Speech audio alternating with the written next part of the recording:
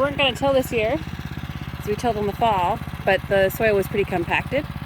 So a little bit of prep work needing to be done in order to make it easy to seed into. I'm not really opposed to tilling when it's beneficial, and Jay isn't going too deep with the till either. But if you live in New England, you know, probably other places as well, every year the rocks come out of the frost. So we are going through and picking out rocks before and after he goes through and tills, and trying to make sure that we have a nicer garden. This is only the third or fourth year. It's supposed to be the third year of this garden. And you can tell we didn't have to weed very much. There's a couple weeds coming up. We'll also put the black fabric, woven fabric, down in the walkways again this year, because that helped us a lot with not having to do nearly as much. But definitely healthy soil. There's a lot of life in here, which is great. Tons of worms, some really big ones actually.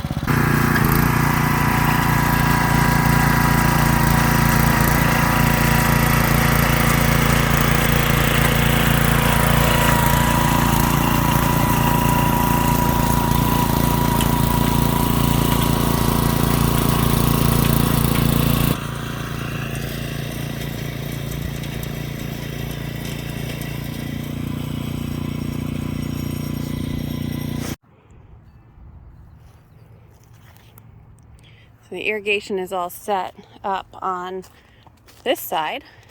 This is last couple years we've done this whole side as corn. This year we're going to split it a little bit. So the first 10 feet will be onions and a bunch of other things possibly. But we have the irrigation running right through the underneath the soil.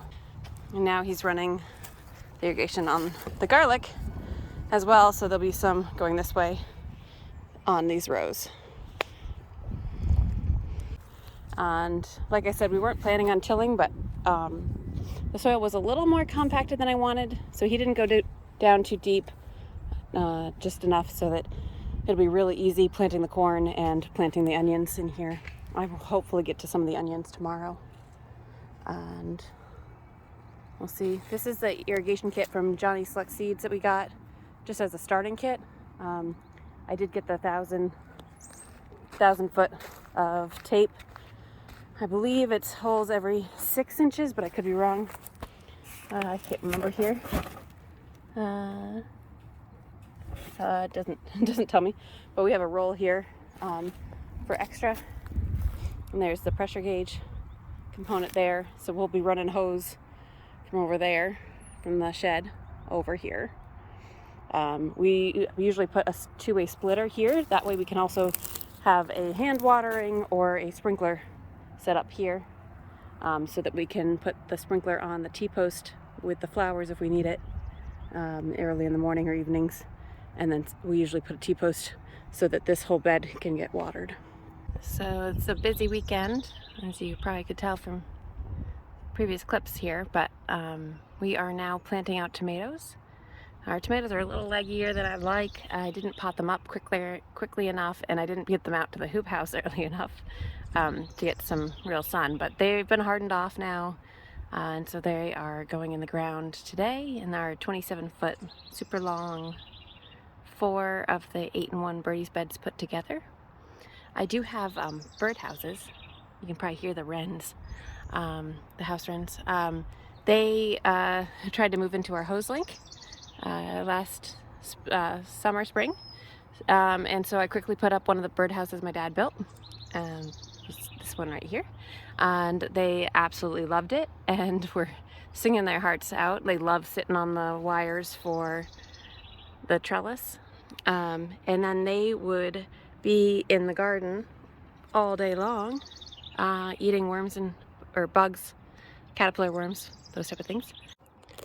And we had a lot less bug issues with them in the garden. Some people think birds are bad in the gardens. I actually think they are a fantastic thing to have in the gardens.